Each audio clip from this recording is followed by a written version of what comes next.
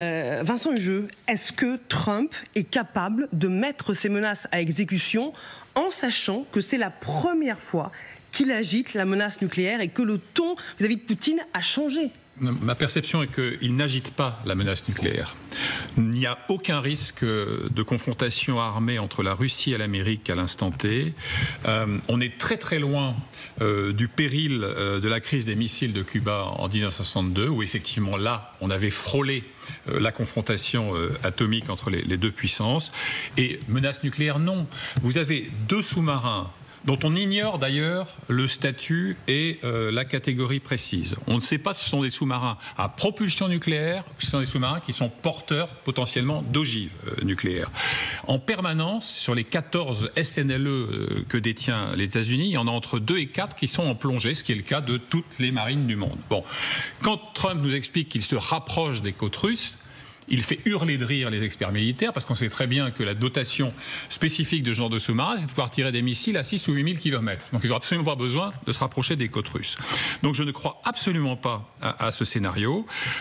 J'observe enfin que la presse moscovite que j'ai regardée ce matin, elle relativise énormément ce péril. Elle dénonce le caractère puéril et théâtral, je cite, des menaces de Trump. Elle souligne que Trump, dans un même temps, ne considère pas que toutes les options dialoguistes sont désormais épuisées. Et puis, pardonnez-moi, et j'arrêterai là-dessus, Witkoff à Moscou, bon... On peut espérer qu'il fera preuve d'un peu plus de fermeté d'âme que lors de ses passages précédents et que surtout, il manifestera une fascination moins ardente envers son hôte Poutine. Qu'en pense Madame l'ambassadeur? Est-ce que Donald Trump est capable de passer pour la première fois au cran supérieur avec Poutine? Alors, je ne pense pas. En tout cas, il ne le souhaite absolument pas. Il s'est piégé lui-même en fixant un nouvel ultimatum plus court, ne lui donnant même pas le temps de réfléchir effectivement aux options qu'il avait. Et donc, il est obligé aujourd'hui de trouver une solution qui sauve la face, d'où l'envoi de Witkoff à Pékin, qui a d'ailleurs été à la demande des Russes. Witkoff à Moscou. Mais à Pékin, oui, à Moscou. Et en fait, je crois que l'idée est de trouver une solution qui permet de gagner un petit peu de temps, de ne pas mettre en œuvre l'ultimatum et qui laisse le temps à Vladimir Poutine, tout en donnant peut-être quelque chose à Trump pour ne pas l'humilier. Alors on ne sait pas quoi exactement, mais je pense que ça tourne autour de cette solution-là. Alors pourtant, écoutez ce que dit André Caspi, historien, grand spécialiste des États-Unis. Pour lui, Donald Trump a abattu pratiquement toutes ses cartes et la force, c'est la dernière option. C'est-à-dire qu'au fond, là, Donald Trump se trouve face à une véritable impasse. Mais encore une fois, que peuvent faire les États-Unis si les États-Unis, en somme, ont utilisé déjà l'arme économique, l'arme diplomatique? Ils ne vont pas se résoudre à utiliser les moyens militaires. Voilà, André Caspi, il dit il en joue aussi de la crédibilité de Donald Trump. Écoutez, Donald Trump déroute déjà beaucoup son socle électoral MAGA avec ses turpitudes post-Jeffrey Epstein. Il a toujours juré qu'à la différence de ses consternants prédécesseurs, je le cite lui, il n'allait pas entraîner l'Amérique dans une nouvelle aventure militaire. Il est à la veille ou à l'avant-veille d'élections de mi-mandat extrêmement acrobatiques pour lui, au regard des sondages convergents. Donc je ne peux pas imaginer une seconde qu'il s'embarque dans ce type d'aventure. Ce serait non pas se tirer une balle dans le pied, mais une rafale de Kalachnikov. Michel Fayad. Non, je partage complètement ce qui vient d'être dit.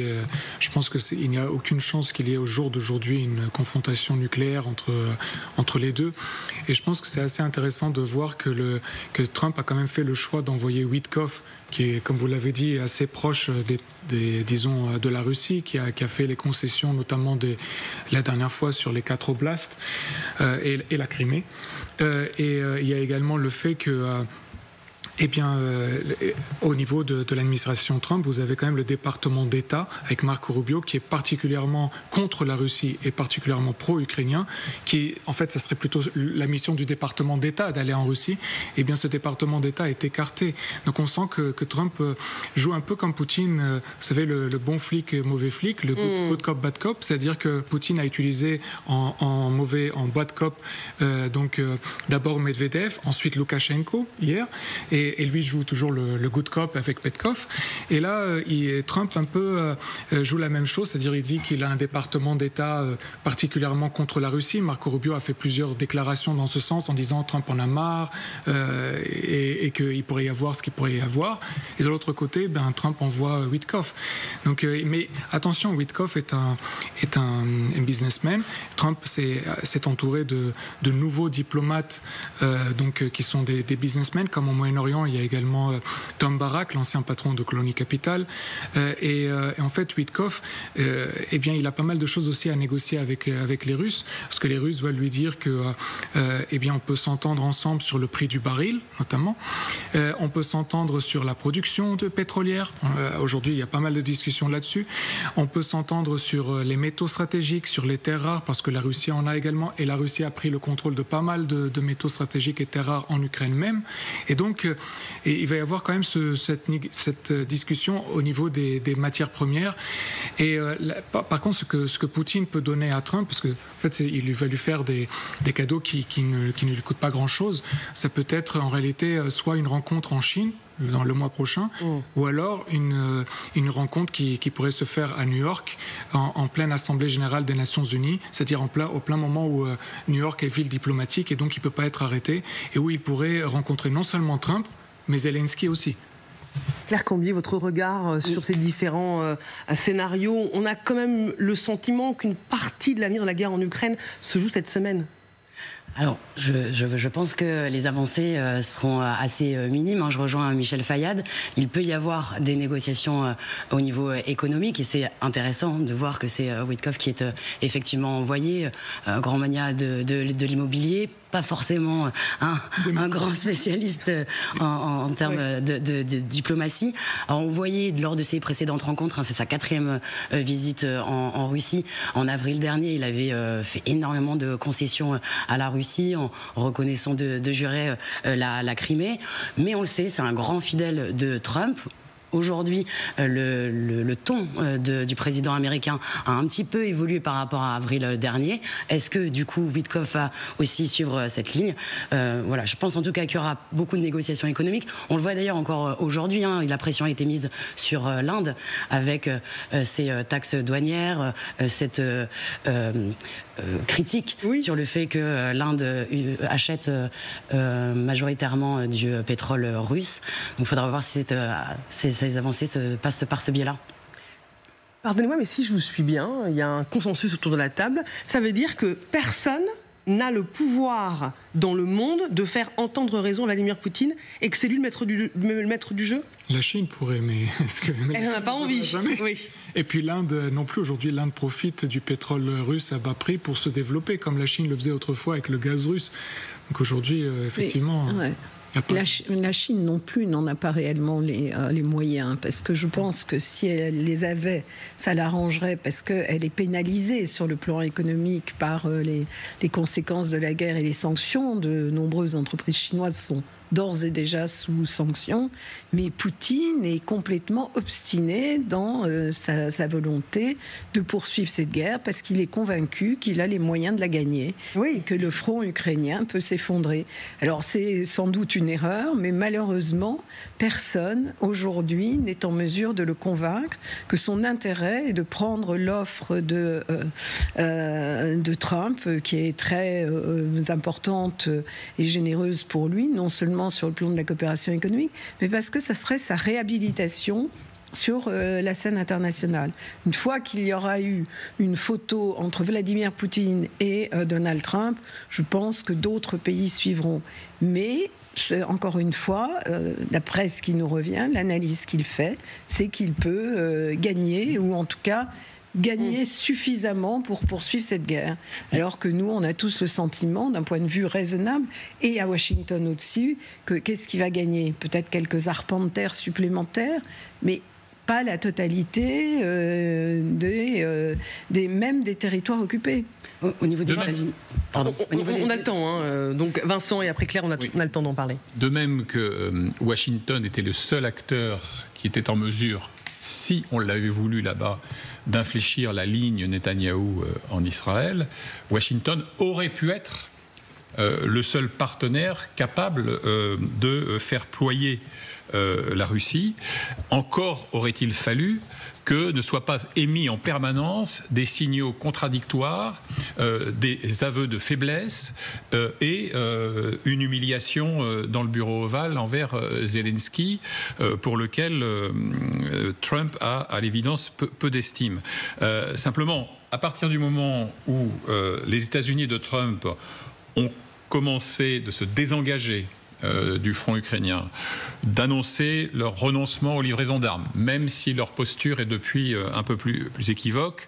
Non, effectivement, il y a quand même un contraste assez étrange et assez inquiétant entre un Trump qui monte sur le ring de catch pour se battre avec un troisième couteau, Medvedev, et un Poutine qui lui fait une leçon de diplomatie en disant ces choses-là se règlent dans le secret de négociations bilatérales avec du sang-froid et de la retenue. Dernière remarque, et ça dit assez long précisément de la perte d'influence des États-Unis par rapport à un Poutine qui lui ne varie pas d'un iota. Dmitri Peskov, le porte-parole du Kremlin, a dit que les Russes étaient toujours très heureux de voir Vitkov à Moscou. On les comprend. Ils ont là quelqu'un qui est une sorte de courroie de transmission et de relais d'influence. Donc voilà, mais la messe n'était pas dite à l'origine.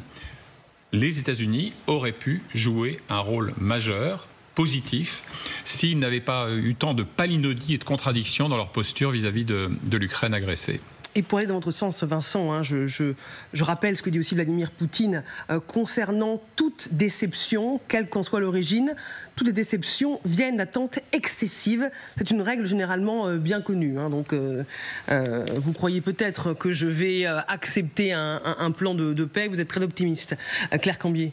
Moi, je rejoins Vincent. Je pense qu'effectivement, les États-Unis n'ont pas utilisé tous les leviers qu'ils avaient en main et qu'ils pourraient, même encore aujourd'hui, aller plus loin. Il y a les sanctions économiques qu'ils peuvent imposer, notamment à des pays tiers. Et puis, il y a aussi cette aide militaire. On voit qu'ils ont débloqué finalement. Il y a eu un recul. Finalement, ils ont débloqué des livraisons, mais c'est du système de défense anti-aérienne. Ce n'est pas des systèmes d'attaque.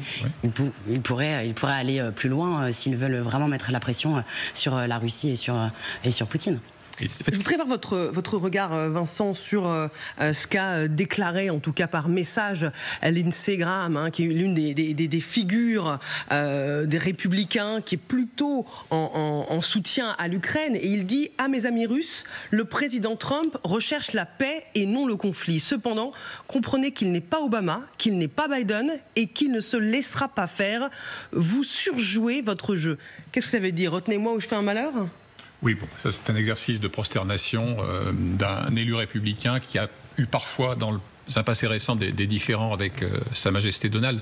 Mais très franchement, je n'accorde pas... Il est plutôt quand même pro-Ukraine, on va dire. Oui, mais je n'accorde pas une immense importance à ce type de propos, dont on voit d'ailleurs qu'il rejoint l'obsession impérissable de Trump, c'est-à-dire de régler des comptes jusqu'à son dernier souffle avec ses prédécesseurs, à commencer par Sleepy Joe, donc Biden et Obama.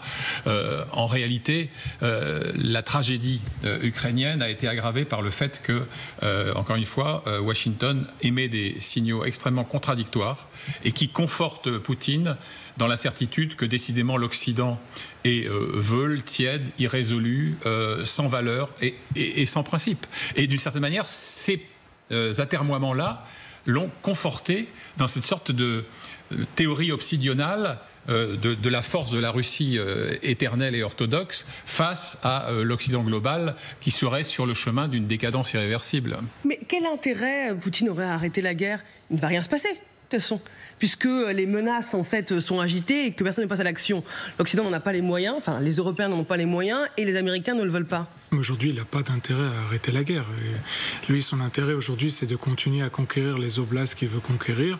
Et puis, à un moment donné, de transformer l'Ukraine en sorte de nouvelle Biélorussie avec un pouvoir qu'il contrôle. En réalité, c'est ça son objectif. Et tant qu'il est là et qu'on n'arrive pas à l'arrêter, il va continuer vers ce sens. En tout cas, il est plutôt droit dans ses idées. Je veux dire, il n'a jamais changé là-dessus. Il pense comme ça. Maintenant, ce qui est par rapport à ce qu'a dit Graham, il y a quand même quelque chose que je voudrais dire, c'est que Trump a quand même fait quelques coups d'éclat, que ce soit sous le premier mandat ou sous le deuxième.